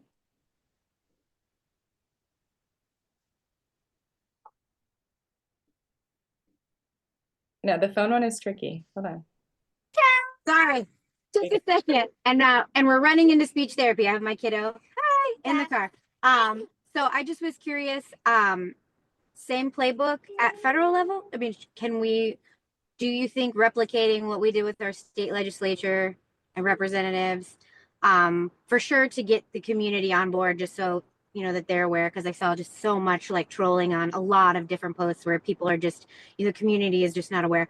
But at the federal level, like, do you think we start same kind of thing, start sending letters? We don't want cuts to Medicaid, send the stories, send the emails, get our family members, like, should we already start that now? Yes. Or Yes. is it too late? Have they already like proposed the budget? And it's like, because my family is just like, oh no, he said he's not going to do that. They're not going to do that. And I'm like, but then I'm hearing that there's already the proposed budgets, that have been voted on or are in negotiations, and like it's on there. So I just it's not too late. I would say start doing that now, because here's the truth of it all, right? It is the House and the Senate who approves the budget in Arizona and in our federal government. And those House representatives, just like us, have to run for office every 2 years. okay. And so they are looking at starting to campaign in the next 6 months. And I'm telling you what, if you are very clear with them that you will not vote for them if they vote for Medicaid cuts, they are going to start to listen. And in my bones, I know that is why our Republican senators and representatives absolutely changed their votes. It was not because they had to change of heart or all of a sudden listened or any of that. It was because you all said, go ahead, and you are out. And that's what matters. And everybody in the House of Representatives, US House of Representatives, has to run every 2 years. So your voices are extremely powerful. And I just put a photo in of the May 1st rally. I'm not sure if it's coming through, but let's see. So I'm starting at the Capitol. I'm walking on Washington Street to the federal courthouse. This is going to be March. It's going to be Medicare, Medicaid recipients, the disability community, veterans, teachers, students, workers, unions, you name it. And your elected officials will be out there as well. And it's an opportunity to really make our voices heard, both at the state and the federal level. That we're not going to take this, and we're going to fight and preserve our communities and keep our families together and have a humane society that takes care of our most vulnerable. So I urge you to come to that event. It'll be a very large event, and I'll put the something else in the chat. The what do you call it? The RSVP link too. Fantastic. Michelle, I have to hop off. I'm so sorry to have to go, but I just wanted to be able to say, and I'm going to try not to cry, but thank you. Thank you. Because I have learned so much, and I have just appreciated all of you being willing to teach me and the others and share your stories. And it means a lot, and I'll never forget it, and I want to continue to be your advocate. So thank you. Thank you for being here today. Take care. Thank you. Senator Kuby, I think that Representative Gutierrez got a chance to answer this question, but it came up again in the chat. So I just feel like maybe it's just pressing and people really want to know. But what steps the the government is taking to ensure that we don't have a huge DDD shortfall again, and a need for a large supplemental funding bill again next year. Yeah, and that was one of the primary, poison pills in the Kavanaugh amendment that we'd had to get rid of. So, but there's still some language in there that if there's a 10% increase, it will have to come back to the legislature. It's important. I know we had a meeting yesterday of the Senate Democrats to talk about our budget priorities, and we definitely talked about this funding and also human services funding writ large and education, how they have to be number one in our thinking as we approach the budget negotiations with our Republican colleagues and also, with the governor. I have great faith in the governor in this issue, and she knows this issue through and through as a social worker and as a policymaker. And she's just, she's walked the talk from the beginning, and she faced a lot of personal, a lot of onslaughts of people attacking her, which was very unfair. Because this is one thing that for some reason, this information did not get out well, even though you guys were presenting it all the time. But the workforce shortage and the fact that these hours have always been assessed, that's the term, right? Or the hours were always there, they just couldn't be fulfilled. And they didn't seem to understand that. And the days right up to it, when the votes took place, it seemed to get through somehow, and they seemed to understand it better. And they put their ideological, lenses down. And that was, it was a moment that where we all came together, and I'm glad of that. And, I have to let go with the fact that, we could have done it 3 months earlier, just let go of that and know that we got it done. But we can't stop. And I don't want to tell you guys, you need to be down in the Capitol every day until the budget's decided. That's too much of an ask. But I don't want to say, we got this, we're going to make this happen, because, we still have a majority that we need to tussle with. But, it's my hope and intention that our caucuses will stay strong in advocating for those that really need our assistance, and advocating against things that are going to actually take funding away to make it more difficult to help people. Okay. Yeah. Thank you so much. And I love to give the opportunity when I talk about money being taken away, like how about $10 million taken out of the general fund every year to help the private racehorse industry with their purses and their prizes and their breeding standards? I'm not kidding. They're taking money from the fantasy, sports and lotto tickets and stuff that goes to the general fund, but taking 10 million a year to give to the racehorse industry. Like, that's not okay. They're going to be all right. They don't need us to develop their industry. And if they do, then perhaps they don't, we're picking a winner or a loser, and that's not right. So, you'd not believe some of the bills that we see, and we think with all the express need that we see in this community, and you're talking about tax exemptions for private plane owners or for, the racehorse industry, or how about this, a gold bullion repository. So if you own gold bullion, you'll be able to store your gold bullion in a state paid for repository. It's just, I think people sometimes don't understand the ridiculous things that are being funded in like these pork and pet projects. So thank you very much for just helping us understand that a little bit better. I think we might also want to shift a little bit and talk about Department of Ed kind of issues and questions that people might have regarding the Department of Ed. And I know Amanda Glass is here, and I'm just kind of putting you on the spot. But I don't know if you're available and if you're willing to talk a little bit about what's happening with the Department of Ed. And then Senator Kuby, I know you might have to jump off at 2:45, but if there are any residual questions that come from this dialogue, I would love for you to stay and answer if you can. Yeah, thanks. I'm sorry to leave early, but my cousin, who I haven't seen like in 10 years, is visiting and driving, and that's his ETA. So yeah, but hang out till then though. Thank you. All right, Amanda. Yeah, hi. Thank you guys for having me. So I am the managing attorney for the education team at Disability Rights Arizona, and worked with the DDPC to put together kind of a fact sheet. Like much else going on right now, things are changing every day.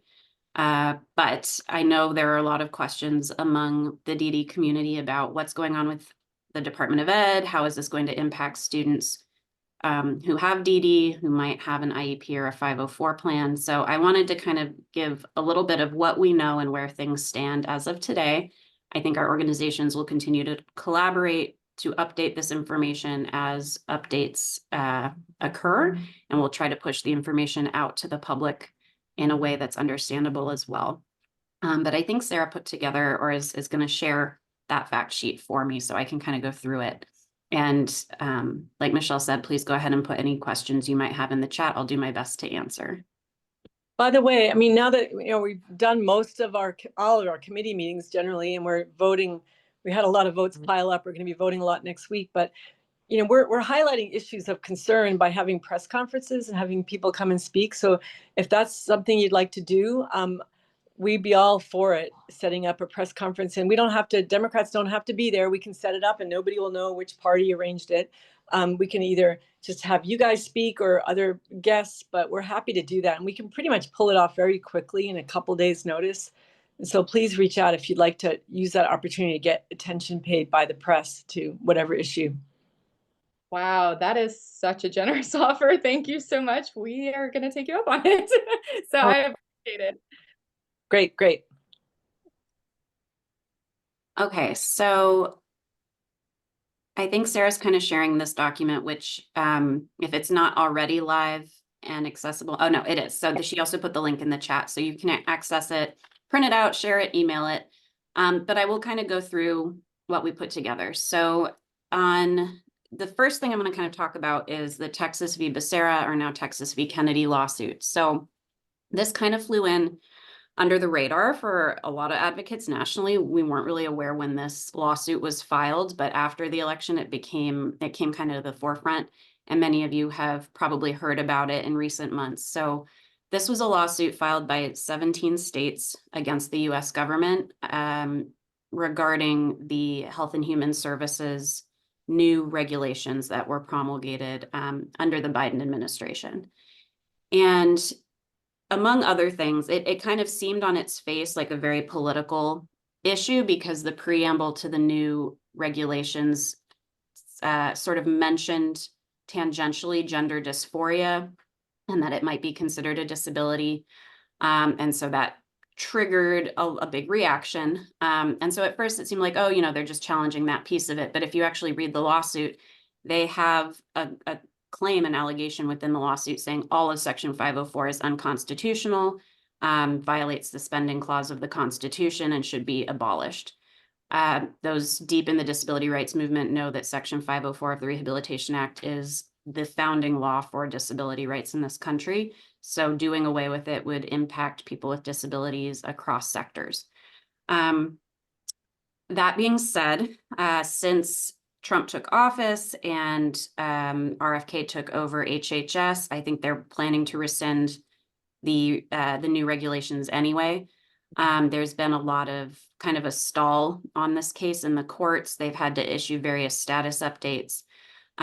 Most recently, they did call for the status update, I think, on the 21st. And so the most recent thing we've heard is that the states have backed off of the claim that 504 as a law is unconstitutional. They're no longer alleging that, or they're no longer seeking relief related to that allegation. So that's good news.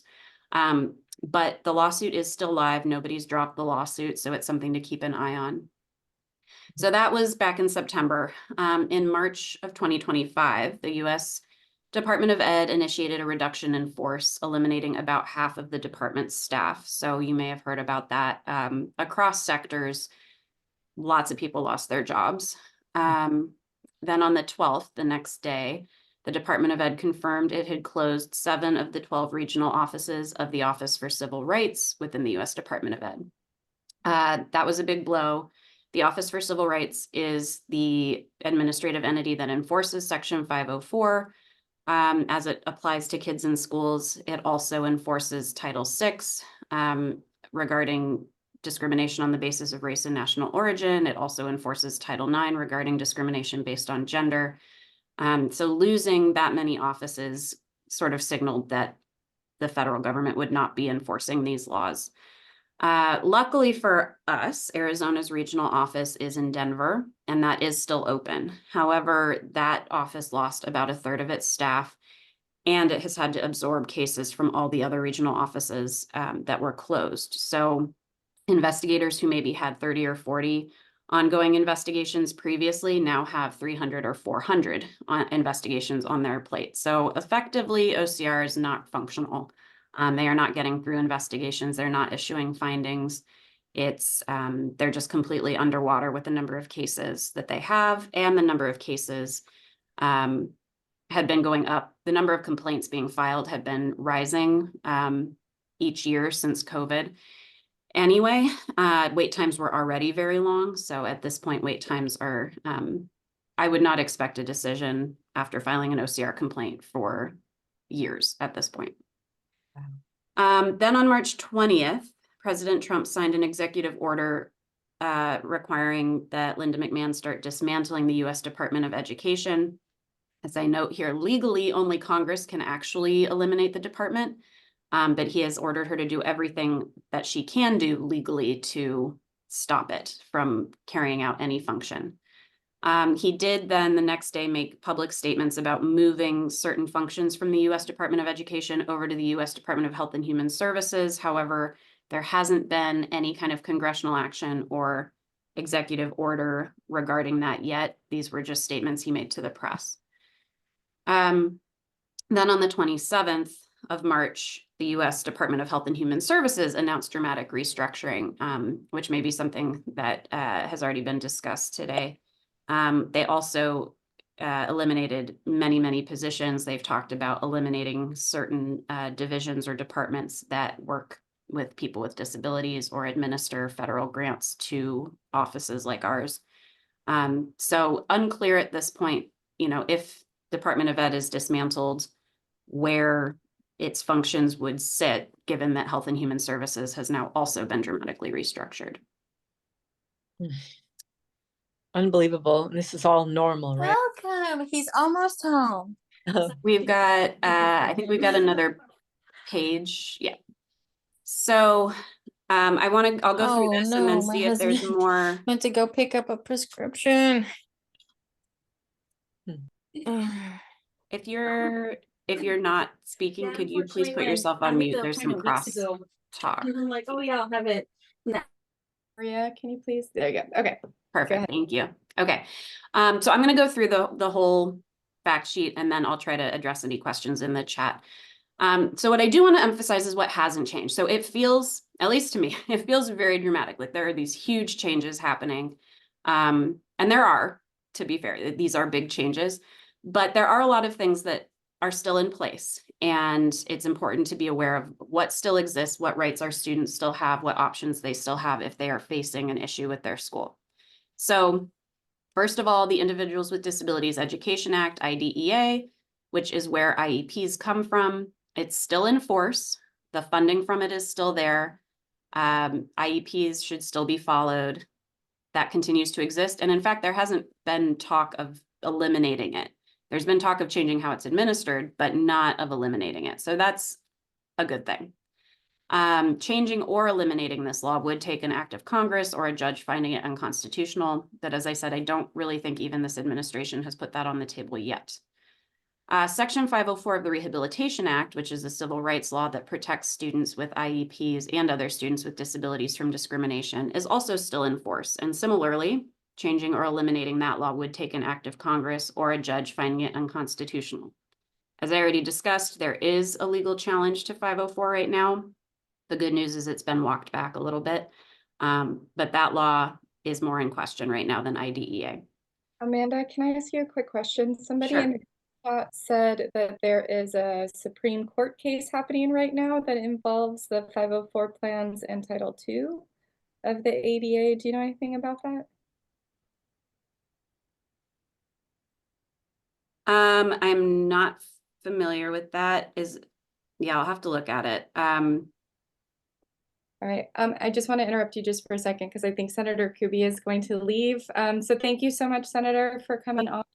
I'm so sorry, right, when you're getting to such a meaty question. I'm really sorry my cousins arrived. And anyway, but I do want to say that, yes, there's opportunities for next session to work together. And we want to be strategic, right, and work with, you all know which Republicans are more sympathetic. We need to work hand in hand with some of those Republicans. But you know, there's no ego here. We're happy to work on legislation and give it over to sympathetic Republicans to carry forward. That's not a problem in our caucus.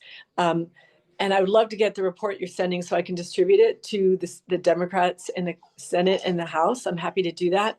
And, I think we should think about having like a bi-weekly meeting coming up just to talk about budget strategy, so we don't let, without exhausting you guys, asking you to come down to the legislature every day. We have to maintain this level of engagement because it's really helped. Oh, thank you so much. I know they used to have lunch with legislators, so we're seeing if we can bring something like that back so we can connect with you more often. Thank you.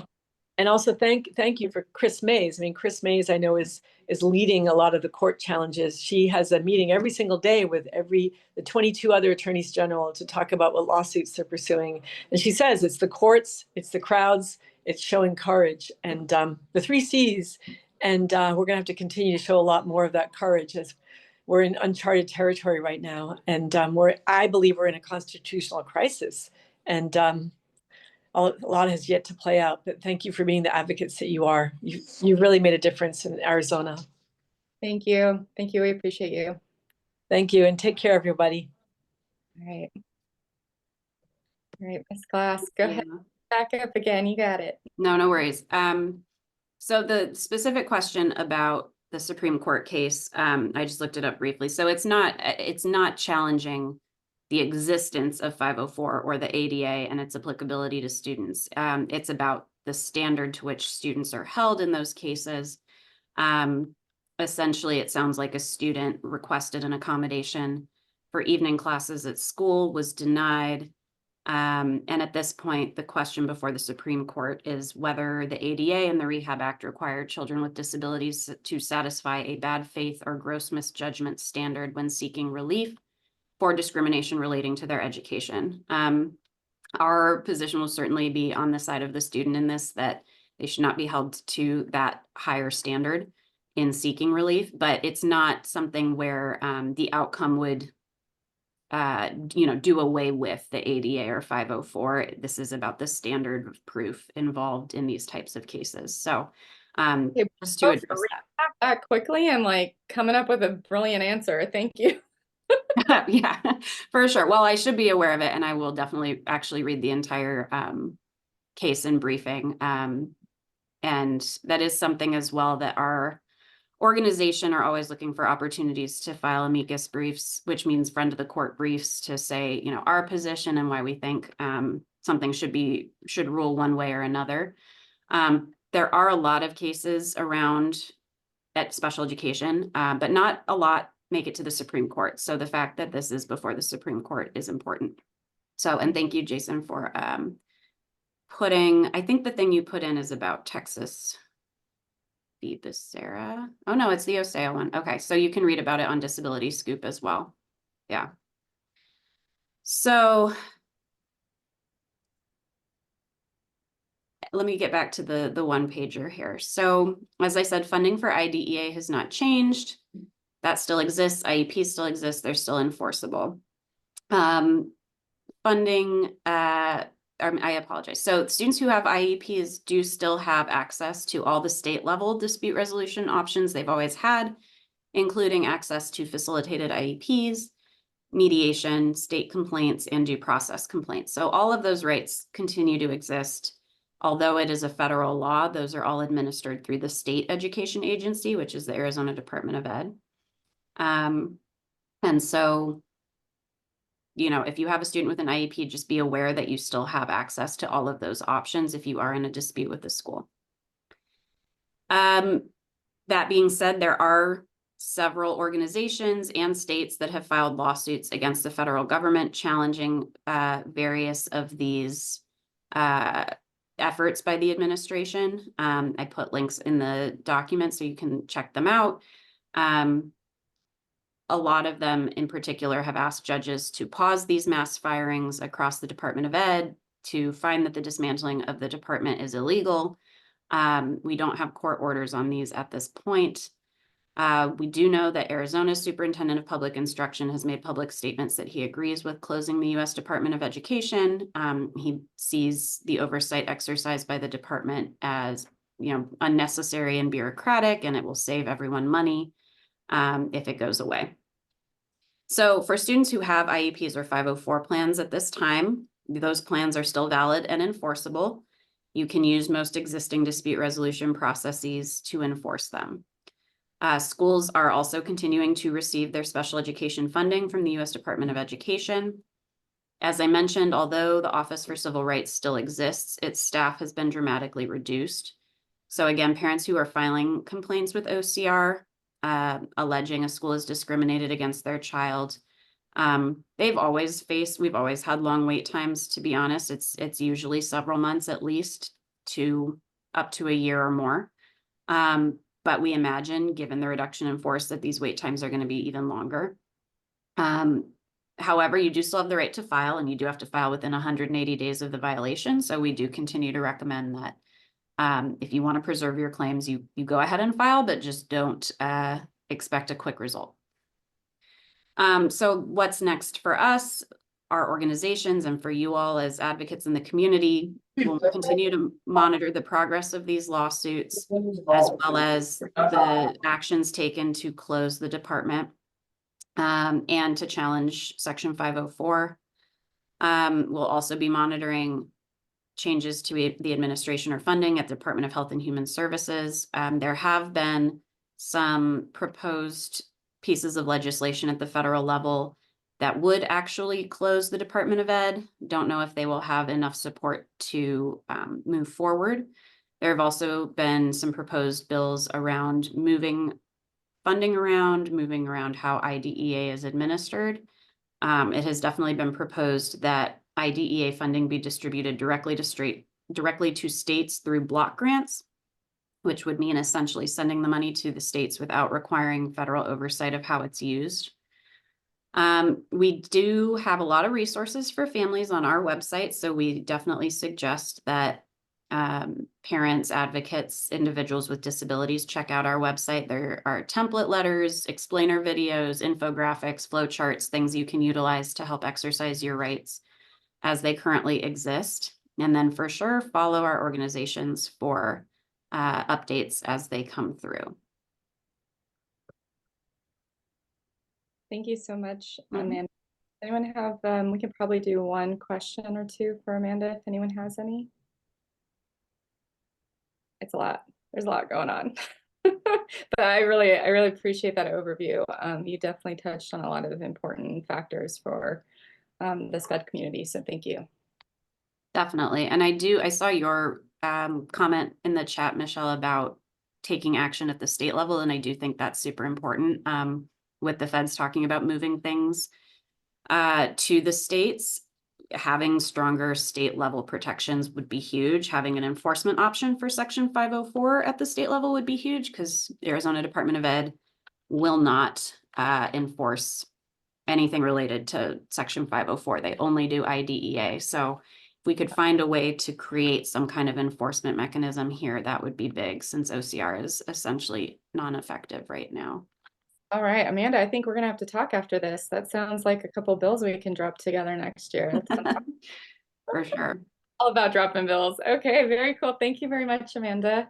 You're welcome. And I'll put in the chat, I saw the question about, can we get the website? I'm going to put it in the chat. It's our organization's website, and I'll put in the resources page so you can check. Oh, somebody did. Never mind. Sorry.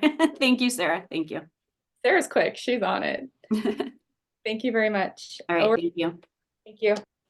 We're about to wrap up. We have just two more things to mention before we wrap up. I'm just going to start off by saying I know that when we passed the legislation for the DDD gap funding, there are still a lot of questions about what's in the bill, what does it mean, what is the language, and we're going to host, I'm going to put in the chat box, we're going to host a webinar with Brandy Patrone, who works at APAD. They are the lobbying group that really kind of helped work with a lot of the different provider networks to help get that bill across the finish line. And she speaks bill language and I do not.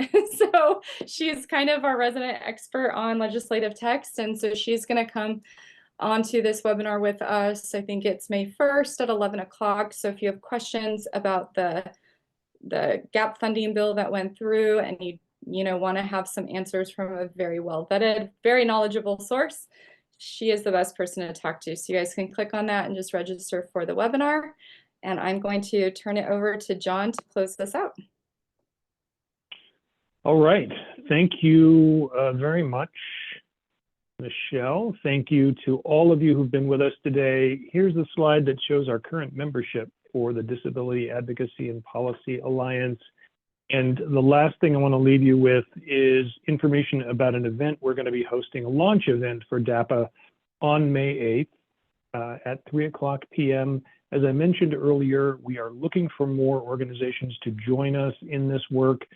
We are not talking about lobbying, although some of the organizations who are members of the group can lobby, but we are not all lobbyists. We are looking to emphasize advocacy, and that can be organizational as well as individual advocacy. But right now we're looking for more organizations to join the group, and we invite you to be online with us at 3:00 p.m. on May 8th if you'd like to learn more about the group, about what we intend to do moving forward, how we intend to advocate for systems change on behalf of the IDD community or the disability community more broadly here in Arizona.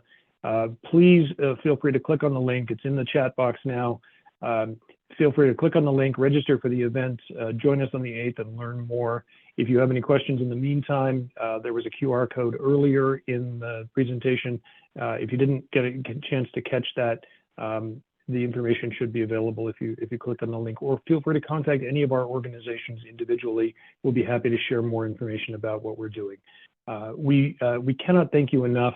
One of the things that I mentioned earlier that we have seen overwhelmingly during this legislative session, during this battle over DDD funding, is this outpouring of advocacy, outpouring of personal stories, outpouring of engagement by Arizonans on disability issues, and in particular issues related to intellectual and developmental disabilities in the DD population. This has been a remarkable few months for us. I hope it has been for you as well. We want to keep this going. We know that there are a great many issues that remain to be addressed, both at the state level and at the federal level, and we invite you to be involved with us as we stay engaged on these issues, as we work with our policymakers to ensure they are always taking into account the needs of the disability community in the decisions they're making. So please feel free to contact us. Please join us on the 8th. And if there's anything more we can share with you, don't hesitate to contact any of us. Again, thank you for joining us this afternoon. And I think with that, we will go ahead and bring our session to a close. Thanks for joining us. Charles, did you have a final thought or a final question? Yes, I just, I'm from California. My brother lives in Tucson, and I just want to try to figure out. I'm very interested in this, and I just need to. I want to stay in touch. So, how do I do that? I'll tell you what. Let me drop my information in the chat box, and feel free to get in touch with me if that would help.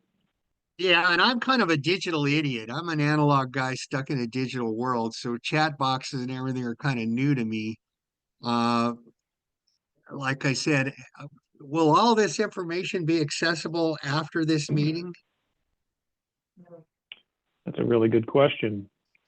Sarah, will this information be accessible? Yes, we have a recording planned that will appear on our YouTube channel. So I encourage everyone to subscribe to that. But Charles, we'll make it easy for you and email you the recording. We'll also be emailing everybody a recording who registered for the event and who is on the ADDPC mailing list. Now, if that's something you want to join, anybody on this call is welcome to. I will put our email in the chat, not to confuse with everybody else's email, but yeah, we will make sure a recording goes out. Okay, great. I'm really grateful, and I'm from California, which is I'm from a pretty liberal area of San Diego, and I want to try to advocate as much as I can nationally. I don't quite know how to do that, but rather than just get on Facebook and rant, I want to do something productive. So thank you very much. This has been very informative and inspiring for me. So I'm grateful for all of this. Thank you. Thank you, Charles. All right. At the end. Thanks for being here, guys. Okay, Okay, thanks. adios. Take care. Enjoy your weekend.